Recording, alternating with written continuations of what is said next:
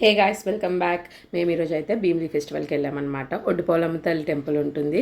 Every year అయితే మా మావయ్య వాళ్ళ కులదైవం అనమాట. ఈ ఫెస్టివల్కి పక్కా అందరూ అటెండ్ అవుతాము. సో అక్కడ టెంపుల్లో దర్శనం అయ్యాక అక్కడ పండుగ ఎలా ఉంటుంది అనేది వీడియోలో చూసేయండి.